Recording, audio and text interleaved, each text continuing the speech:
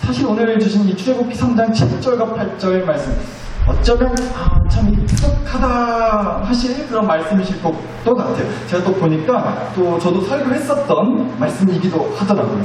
양심 고백한 겁니다. 보세요. 얼마나 솔직한 목사예요. 그러니까 오늘 대놓고 설교 본문 말씀을 재탕하겠다고 지금 미리 말씀드리고 시작하는 거예요. 근데 여러분 그렇다고 해서 이 말씀을 통해 주신 깨달음까지 또 재탕하지는 않겠다고 또 말씀을 드리겠습니다.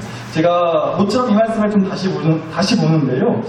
그전에는 미처 깨닫지 못했던 또 다른 깨달음을 주셔가지고 그래서 오늘 이 말씀 다시 보고 잠깐 나누려고 하는 거거든요. 근데 그 전에 여러분 질문 드려볼게요.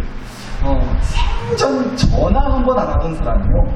생전 진짜 전화 한 번 안 하던 사람이 어느 날 갑자기 정말 생각지도 못하게 전화가 올 때가 있어요. 그쵸? 그런데 보통 그럼 무슨 이유로 전화를 하던가요? 뭔 일로 그렇게 생전 전화 한 번 안 하다가 어느 날 갑자기 전화를 해요? 무슨 일로? 꼭 그렇다고 할 수는 없겠지만 그게 보통은 이 둘 중에 하나이지 않을까 싶더라고요. 첫째는 정말 그냥 순수한 마음에 너무 간만에 좀 생각이 나가지고 너무너무 보고 싶은 마음에 전화를 했거나 아니면 둘째로 돈 빌려달라는 소리 하려고 전화를 했거나 그죠? 그리고 아마 두 번째일 확률이 더 클 것 같아요. 저는 돈 빌려달라고 전화한 거예요. 근데 여러분 제가 하나 알려드릴게요. 그럴 때는요, 그런 전화 오면요, 딴 거 없이 이러시면 돼요. 뭐시라고? 잘 안 들려? 요새 비가 와서인가 내 휴대폰이 어찌 잘 안 들려? 맛이 갔어 어째? 아니 다음에 전화하게 하고 확 대답버리시면 돼요. 그것도 못하겠다 싶으면 평소에 이걸 좀 연습해 두시면 좋겠어요. 지금 거신 번호는 없는 번호이오니 다시 한번 확인하시고 전화를 거십시오. 이거 평소에 연습하세요. 아셨죠? 이거 보세요. 수요 예배 나오면 이런 것도 알려드려요. 그쵸? 가보시길 잘하셨단 말이에요. 근데 여러분 제가 뭘 얘기하려고 그러냐? 마찬가지 같더라고요. 마찬가지 같아요. 여러분, 우리 하나님께서요, 평상시에 그렇게 좀 도와주시라고, 그렇게 기도하고 부르짖을 때는요, 생전 듣는 척도 안 하시는 것 같더만, 어느 날, 정말 생각지도 않게, 나를 콕콕 찌르시면서, 왠지 모르게, 요상하다 싶을 정도로, 요상한 느낌을 주시면서, 뭔가를 말씀해 주시는 듯한 그런 느낌적인 느낌이 들 때가 있다는 거예요. 그러면서요, 대뜸 이제, 우리 안에 들게 하는 생각이요, 영 별로 마음에 안 든다 싶은 게 많아요. 하나님의 부르심. 이런 거, 괜히 감동을 주셔가지고, 헌금을 왕창 하라고 하신다든지, 솔직히 좀 그렇게 내키지 않는데, 누구를 좀 도와주라고 하신다든지, 그런 얘기를 하시는 것 같은 느낌이 들 때가 있다는 거죠. 마침 앞서 말씀드렸던 것처럼 오랜만에 전화해 가지고는 돌려 말하는데 결국은 돈 좀 꺼달라고 하는 그런 전화처럼 말이에요. 하나님의 영 그렇게 찝찝한 부르심을 이렇게 느끼게 하시는 경우가 있다는 거죠. 그러니까요, 그렇게 하나님과 부르심과 인도하심이라는 게요, 항상 그렇게 기분 좋은 부르심, 기분 좋은, 나를 밝게 만들어주는 인도하심만 있는 것은 아니겠다는 겁니다. 마치 비 오는 날 빨래하는 것 마냥 꿉꿉하고 신나는 그런 뭔가 찝찝하고 알싸한 느낌의 부르심과 인도하심도 있다는 거예요. 그래서 말인데요, 오늘 주신 말씀을 다시 보시면요, 한번 다시 보시죠. 출애굽기 3장 7절과 8절 다시 보시면 제가 빨간색 칠해놓은 것만 읽을게요. 애굽에 있는 내 백성의 고통을 분명히 보고 부르짖음을 듣고 그 근심을 알고 8절 그들을 애굽이 내 손에서 건져내고 그들을 그 땅에서 인도하여 아름답고 광대한 땅 젖과 꿀이 흐르는 땅 곧 가나안 지방에 데려가려 하노라 라고 말씀을 하나님께서 하셨다는 거죠. 그러니까요, 한마디로 이스라엘 백성들이 애굽 땅에서 노예살이하면서 매일같이 죽는 소리를 하고 있으니 하나님께서 그 애굽 땅에서 건져내 주시고 가나안 땅으로 인도해 주시겠다, 그렇게 말씀을 하셨다는 거예요. 그런데 여러분 한번 따져보자는 거예요. 한번 잘 생각해보자는 거예요. 그렇게 애굽 땅에서 노예 생활하던 수백만 명의 이스라엘 사람들이 정말 그토록 간절히 바라고 기도했던 게 과연 애굽 땅에서 건져내달라는 거였을까요? 그렇게 부르짖고 기도했다고 하는데 그 기도한 게 과연 정말로 애굽 땅에서 좀 건져내달라고 하는 기도였겠냐. 그래서 자기들 좀 좋은 땅으로, 먹고 살기 좋은 땅으로, 가나안 땅으로 인도해주세요 하나님, 그런 기도했을 것 같냐는 겁니다. 뭐 그럴 수도 있죠 당연히. 노예 생활했으니까 그 땅에서 애국 땅에서. 그런데요 여러분, 제가 이 말씀을 다시 보면서 가만히 생각을 해보니까 그닥 그런 기도 하지 않았을 것 같다는 생각이 문득 드는 거예요. 왜냐면요 여러분, 이 이스라엘 사람들이요, 그러니까 자기 할아버지의 할아버지 때부터, 그러니까 거진 말씀 보면 400년이나 되는 그 긴 시간 동안 눌러 살던 곳이 바로 그 애국 땅이었어요. 그러니까 뭐 당연히 노예로 살고 있어서 하나 그 땅이 마음에 들지는 않았겠죠 물론. 그런데 그렇다 할지라도요, 무려 400년 동안이나 살던 땅이었기 때문에 그 땅에 어느 정도 각자 자기들 집안의 어떤 재산들, 집, 땅, 그러니까 여하튼 삶의 터전이었던 곳이 바로 그 애국 땅이었는데, 그 땅에서 하루아침에 나와가지고 또 다른 낯선 땅에 가서 살아야 된다? 뭐 하나님 말씀으로는 그 땅이 가나안이라고 하는 땅이, 하나님이 침발라놨다고 하는 그 땅이 젖과 꿀이 흐르는 아름답고 광대한 땅이라고는 하는데, 이 사람들이 직접 그 땅을 본 건 아니잖아요. 괜히 믿고 따라갔다가 부동산 사기당해요? 보이스피싱 당한다고요? 직접 확인해 본 게 아니란 말이에요 그 땅은. 그러니까 혹시라도 가나안 땅을 갔는데 이스라엘 백성들이 봤을 때 마음에 안 들 수도 있다는 거죠. 아니 그리고 설령 뭐 그 가나안 땅이 정말로 좋든지 안 좋든지 간에 여하튼요, 다시 말씀드리지만 일단은 그 애국 땅에서 무려 400년 동안 살던 자신들의 삶의 그 터전을 싹 다 하루아침에 포기하고 다 내팽개쳐두고 생판 처음 가보는 그 낯선 땅으로 가면 막상 좋을지 안 좋을지도 모르는 그런 위험이 기다리고 있을지도 모르는 그런 땅으로 무모하게 가게 해달라고 기도를 했다? 저는 그런 기도 별로 안 했을 것 같다는 거죠. 여러분도 그렇지 않으시겠어요? 하루아침에 그저 낯선 땅으로 어딘지도 모르는 생판 모르는 그런 나라로 이민가라고 이사가라고 하시면 아유 얼씨구나 좋다 하고 그렇게 그날로 짐 싸서 언능 갈란다고 하시겠냐. 여기 지금 살고 계신 그 땅이랑 뭐 갖고 계신 땅 뭐 집 다 팽개쳐두고 다 내비두고 포기하고 정말로 하루아침에 짐 싸서 그 나라로 갈 자신이 있으시겠냐는 겁니다. 그렇지 않잖아요. 아니 뭐 이사 가는 것까지 얘기할 것도 없이 여러분 지금 앉아 계신 그 자리, 제가 전에도 한번 말씀드렸던 것 같은데, 여러분이 지금 교회 나와서 앉아 계신 그 자리 한번 보세요. 이름표 붙여놨는지. 아니시잖아요. 근데 오늘도 늘 앉던 그 자리에 앉아 계세요. 감사하게도. 근데 어느 날 갑자기 내 자리인 거 뻔히 알면서도 딴 사람이, 딴 분이 거기 앉아 있어봐. 나랑 지금 한판 하나는 것이죠 보시오? 속으로 그러실 거예요. 속으로. 착한 여러분들은 속으로 그러시겠죠. 그래서 말은 못하고 차마 어쩌지 못해서 다른 자리에 앉으실 거예요. 근데 딴 자리에 앉으셔서 계속 내가 원래 앉던 자리 눈에 밟히고 신경 쓰여가지고 예배 제대로 드리실 수 있겠냐고, 설교가 귀에 들어오겠냐고. 어차피 내 자리인데 어째 최양반이 내 자리에 뭐 뻔히 알면서도 저기 앉았을까, 오만 가지 생각이 드시지 않겠냐는 겁니다. 이사 가고 이민 갈 것도 생각할 것 없이 내 자리만 뺏겨도 그래요. 내 자리만 딴 데로 옮겨도 우리가 그런다고. 그런데 하루아침에 그러라고 하신다면 이스라엘 백성들이 정말로 좋아했을까요? 기도 응답 받았다고 얼씨구나 할렐루야 했겠냐는 겁니다. 저는 그러지 않았을 것 같아요. 오히려 이런 기도하지 않았겠어요? 말씀 보셨지만 그렇게나 부르짖고 근심하고 하나님께 기도했다고 한 것 같은데 이런 기도하지 않았겠냐요? 저 같으면 이런 기도했을 것 같아요. 하나님, 저 맹수 같은 애국 나라의 그 바로 왕, 저 썩을 확 그냥 죽여져 버리시라. 확 좀 그냥 족쳐주시라. 확 불에 튀겨버리시든 된통 고약한 병에 걸려서 그냥 깨꼬닥하게 하시든 여튼간에 정리 좀 부탁드리겠습니다. 그런 기도하지 않았겠습니까? 여러분 그런 말 있잖아요. 미워 죽겠는 사람, 아주 미워 죽겠는 왼수 같은 그 인간, 뒤에서 욕하면 험담이고 호박씨 까는 거지만 하나님 앞에서 욕하면 험담이 아니라 기도가 된다는 말이 있어요. 다들 미워 죽겠네. 여러분 보실 때 정말 속으로 아주 미워 죽겠는 그 왼수 같은 인간 듣고 그렇게 기도 한 번 한 적 없으세요? 그런 기도 해본 적 없으시냐고요? 전혀 한 번 안 해봤다는 그런 표정으로 그렇게 앉아 계시는데 나중에 천국 가서 제가 하나님한테 다 확인해 볼 겁니다. 여튼간에 이스라엘 백성들이 그렇게 눈물로 부르짖으며 기도했다면 저는 거진 다 그런 기도이지 않았을까 싶다는 거예요. 애국 나라 왕을 정리해 주셔가지고 그래서 애국 나라를 확 그냥 뒤집어 엎으셔서 그 나라를 무너지게 하신 다음에 우리 조상들이 여태까지 무려 400년 동안이나 살았던 이 애국 땅을 이제 이스라엘 민족의 우리의 땅으로 만들어주시라. 그게 더 간단하지 않아요? 그게 더 쉽고 간편하게 문제 해결되는 거 아니겠냐는 거예요. 그 기도가 더 현실적이고 그 당시 상황에 맞는 기도이지 않겠냐는 겁니다. 뭐하러 힘들게 짐을 싸냐고요. 아니 진짜 살기 좋은지 안 좋은지도 모르는 그 가나안 땅으로 가자. 그런 마음이 들겠냐. 뭐하러 그런 확실하지도 않은 무리한 도전을 하라고 하시냐는 겁니다. 그리고 특히나 더 따져볼수록 더 그래요. 여러분, 이 당시에 애국 땅은요, 당시로서는 최고로 살기 좋은 땅이었다고 해요. 실제로.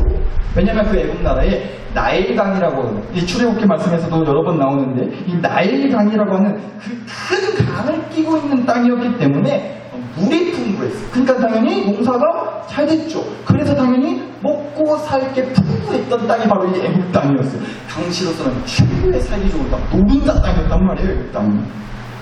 그런 좋은 땅을 두고 왜 나가냐고요. 왜 나가야 되냐고요. 왜 애국 땅에서 건져내셔서 어딘지도 모르는 가나안 땅으로 인도하겠다고 하시는지. 아니 그냥 하나님의 애국 땅을 뺏어서 이스라엘 백성들에게 줘버리시면 간단할 것 같은데 그렇지 않냐는 겁니다. 근데 여러분 실제로 그래요. 그래서 피 본 사람이 실제로 성경 말씀에 나온다고.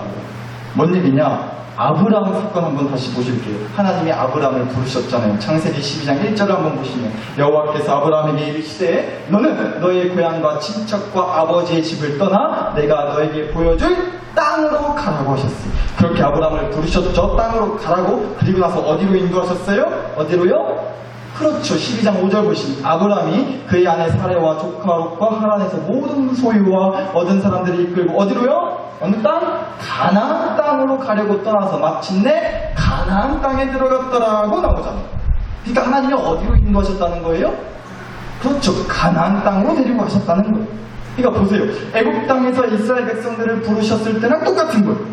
애국 땅에서 떠나서 가나안 땅으로 인도하시겠다고 하셨던 거랑 똑같이요. 하나님이 아브라함한테도요. 너의 고향과 친척과 아버지의 집을 떠나서 거기서 건져내신 다음에 가나안 땅으로 가라고. 그렇게 똑같이 아브라함을 부르셨다는 거죠. 그렇게 인도하셨다고요. 아브라함도 똑같이. 그런데 그래서 그 인도함을 따라 그 인도함을 믿고 가나안 땅에 갔더니 아브라함이 어떻게 됐어요? 12장 10절 말씀 한번 보실게요. 10절. 그 땅에, 그 가나안 땅에 뭐가 들었어요? 기근이 들었으므로 아브라함이 애굽에 거주하려고 그리로 내려갔으니 이는 가나안 땅에 기근이 심하였음이라고 나와. 하나님이 인도하셔서 갔던 그 가나안 땅에 갔더니 뭐가 들었어요? 기근이 들었다고.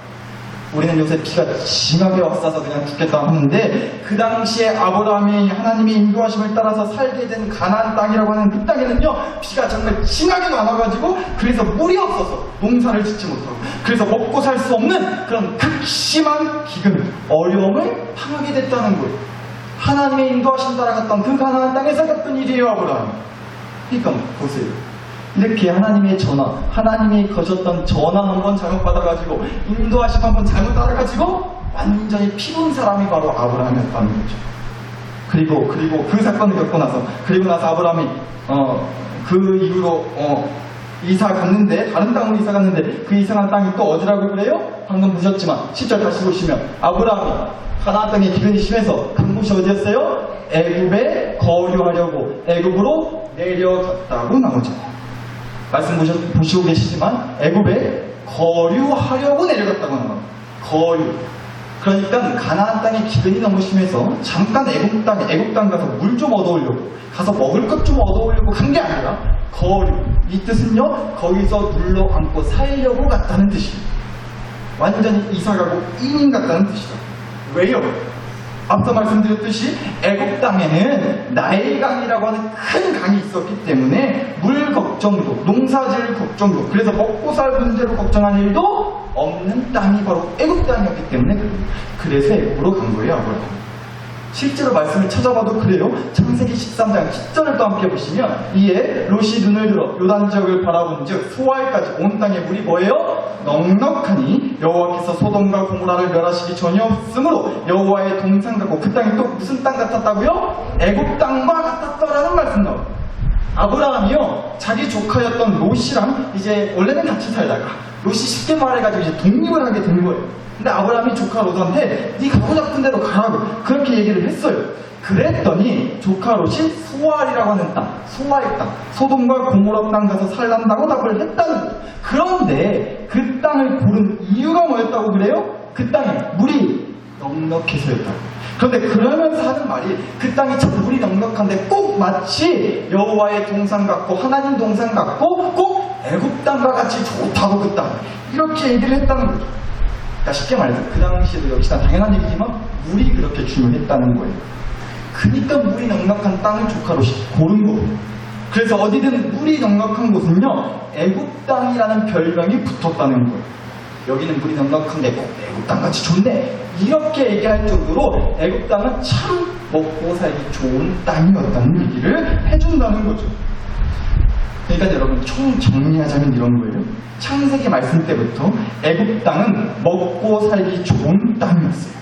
큰 강이 있고, 그래서 물이 풍부한 땅, 그래서 먹고 살 걱정이 없는 땅이었다. 그런데 반대로 가나안 땅은요, 오늘 주신 출애굽기 말씀에서는 뭐 젖과 꿀이 흐르고 아름답고 광대한 땅이라고 하셨지만, 물론 하나님의 말씀이 당연히 거짓말은 아니죠. 그러나 그 가나안 땅에는 창세기 말씀 보셨지만 분명 뭐가 닥치기도 했어요? 기근이 닥치기도 하는 땅이었단 말이에요. 그리고 가나안 땅이 실제로 그렇게 아름답고 설령 정말로 하나님 말씀대로 젖과 꿀이 흐르는 그런 좋은 땅이라고 할지라도, 그래도 애굽 땅도 만만치 않게 좋은 땅이었다는 것도 분명한 사실이었다는 거죠. 그러니까 굳이 그 좋은 애굽 땅에서 그래도 이스라엘 민족이 400년 동안 나름 모아뒀던 재산들 다 포기하면서까지 굳이 떠나게 하지 마시고, 굳이 가나안 땅까지 인도받아서 또 가는 동안 무슨 위험한 일을 당할지도 모르니까 굳이 위험하게 가나안 땅까지 인도하지 마시고 애굽 땅을 그냥 쳐버리시라고 이스라엘 백성들한테. 그게 더 지혜롭고 현명하고 현실적이고 선하고 아름답고 모두가 행복한, 우리가 바라고 기대하는 그런 인도하심이지 않겠냐고 라고 카미지가 따지고 싶더라는 거죠. 여러분, 이게 뭐 단순히요, 우리랑은 솔직히 하나 상관도 없는 그 옛날 출애굽기 시절의 이스라엘 백성들 얘기면 상관이 없겠어요. 제가 이렇게까지 열리면서 따지지 않겠어요. 그런데 꼭 우리 인생도 그렇게 인도하셔서 그래서 따지고 싶은 거예요, 하나님한테. 제가 목사로서 총대 내고 감히 하나님께 그래서 따지는 거라고. 하나님, 도대체 왜 아무개 성도님 가정을 그렇게 인도하세요? 왜 힘든 길, 왜 먼 길로 뺑뺑 돌아가는 길로 끌고 가세요? 설령 그 길 끝에 정말로 아름답고 광대하고 젖과 꿀이 흐르는 가나안 땅이 있다고 하더라도 그렇게 힘들고 위험한 길로 굳이 인도하셔야 되는 거냐고요. 그냥 애굽 땅을 주시면 되잖아요. 더 간단하고 더 쉽고 더 빠른 인도하시는 방법들이 그렇게 없으세요? 왜 그렇게 인도하시냐고요? 라고 그렇게 하나님께 감히 따지게 되더라고요. 그러니까 여러분, 그렇게 하나님의 부르심과 인도하시는 때때로 이렇게 정말로 도저히 이해되지 않을 때가 많다는 거예요. 전혀 현실에도 맞지 않고 상황에도 맞지 않다 싶을 때가 있다. 그래서 우리 마음에 들지 않아요. 하나님의 인도하심이. 하나님의 인도하심을 믿습니다. 형식적으로 습관적으로 고백할 뿐 그 고백에 어떠한 확신도 기대도 소망도 솔직히 없는 거예요. 그러다가 결국은 어떻게 돼요? 하나님의 그 부르심과 인도하심에 더 이상 따르지도 않게 되는 거죠. 그래서 오늘 설교의 결론이 무엇이냐? 그러니까 하나님의 인도하심을 따르지 말자는 것이냐? 당연히 아니죠. 그렇게 설교하면 큰일 나죠. 그래서 드리고 싶은 결론의 말씀은 이거예요. 사나설교 19. 오늘 주신 말씀에서 우리가 익히 잘 아는 이 성경 말씀에서 이스라엘 백성들에게 진짜 필요했던 것은요, 무엇보다 필요했던 것은요, 그러니까 땅이 아니었다는 것. 아름답고 광대하고 젖과 꿀이 흐르는 그 가나안 땅이 필요한 게 아니었다. 애굽 나라 왕을 쳐 죽여주셔서 이스라엘 민족이 무려 400년 동안 살았었던 그 먹고 살기 좋은 애굽 땅이 필요한 것도 아니었단 말이에요. 한마디로 땅의 문제가 아니었단 말이에요. 어떤 땅을 줘야 될까? 어떤 땅으로 인도해줘야 더 좋을까? 그런 땅의 문제가 전혀 아니에요. 문제는 바로 인도자가 있느냐라는 거였어요. 이스라엘 민족아, 백성들아, 너희들에게 인도자가 있느냐? 이게 문제였다. 여러분 말씀 공부 돌렸지만 오늘 주신 7절 말씀 한 번만 더 다시 보시면 7절, 여호와께서 이르시되 내가 애굽에 있는 내 백성의 고통을 분명히 보고 이스라엘 백성들이 그들의 뭐로 말미암아 감독자로 말미암아 부르짖음을 듣고 근심했다고 나와요. 이스라엘 백성들이 그들의 뭐로 말미암아 부르짖음을 들었다고요? 감독자로 말미암아. 바로 그게 문제였던 거예요. 이스라엘 백성들에게는 늘 그렇게 감독자만 있었던 거예요. 쉽게 말해서 감시하는 사람. 이것들이 잘하나 못하나, 능력이 되나 안 되나, 힘이 있나 없나, 이것들이 머리가 빠릿한가 아닌가, 쓸만한가 별론가, 이렇게 평가하고 점수 매기고 비교질하고 무시하고 감시하고 실직질하는 감독자만 있었던 거예요. 그런데 정작 인도자가 없었던 거예요. 누구 하나 이스라엘 백성들을 책임지고 이끌어주고 어디로 가야 할지, 어디로 가야 할지, 어떻게 살아야 할지를 가르쳐주는 사람. 못하니까, 못 사니까, 없으니까 힘이 돼주고 도와주고 끌고 가주는 인도자가 없었다. 여러분, 그래서 아마 하나님은요, 만약 이스라엘 백성들이 애굽 땅에서 노예로 살지 않았다고 할지라도 그래도 하나님은 이스라엘 백성들을 애굽 땅에서 건져내 주시고 가나안 땅으로 인도하셨을 거예요. 노예로 살지 않았어도. 왜요? 하나님이 이스라엘 백성들의 인도자 되심을 보여주시려고. 너희들에게 진짜 인도자, 참된 인도자가, 선하신 인도자 하나님이 필요하다. 그거 보여주시기 위해서다. 그래서 실제로 여러분, 이 인도, 제가 오늘 인도라는 말을 많이 쓰고 있는데 실제로 성경 통틀어가지고 창세기부터 요한계시록 말씀까지 총 66개의 말씀이 있는데 성경이에요. 인도라는 말이 가장 많이 나오는 성경 말씀이 바로 출애굽기 말씀이에요. 총 46번 나오더라고요. 한글 성경 기준으로 46번 나와요. 인도라는 말이 성경 모든 말씀 통해서 가장 많이 나오는 거예요. 무슨 뜻이겠어요?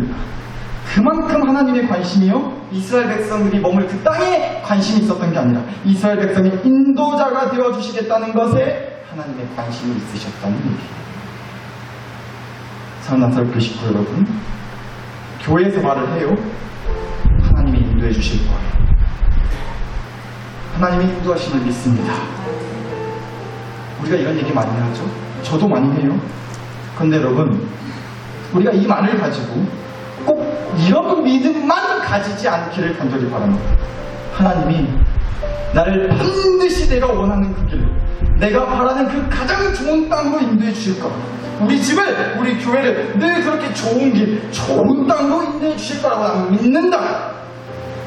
너무 귀한 믿음, 좋은 믿음, 훌륭한 멋진 믿음이에요. 정말 그래요. 그런데 여러분, 부디 저와 여러분 오늘 이 밤 이 믿음도 갖고 돌아갈 수 있기를 정말로 간절히 소원합니다. 설령 하나님이 나를 이 좋은 애굽 땅에서 굳이 건져내셔도, 설령 하나님이 좋을지 안 좋을지도 모르는 그 가나안 땅으로 굳이 그 큰 모험을 감수해서라도 끌고 가시더라도, 그래도 나는, 우리 집은, 우리 교회는 하나님이 인도자 되주시니 그거면 됐습니다. 다른 누구도 아니에요.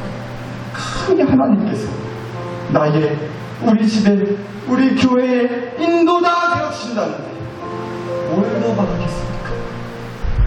얼마든지 마음껏 끄집어내시고 마음껏 끌고 가 주시옵소서. 하나님이 인도해 주신다면 그 길이 설령 내 마음에 들지 않고 설령 도저히 이해가 되지 않는다 할지라도 하나님이 인도자 되주시니 됐습니다. 그거면 충분합니다. 그러면 살 수 있습니다. 감사합니다. 이 믿음도 갖고 돌아가실 수 있기를 정말로 간절히 축복합니다. 사랑하는 교회 식구들, 누군가 나를 그렇게 이끌어주는 존재가 있다는 사실 하나만으로 얼마나 큰 힘이 되는지를 우리 모두가 꼭 경험할 수 있기를 정말로 간절히 바랍니다. 주변에 온갖 감독자들, 감시자들, 평가자들 투성이잖아요.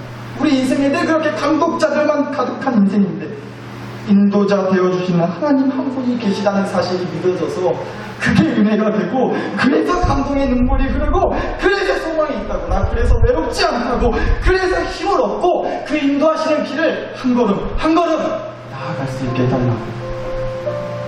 누가 그 기도하시겠어요?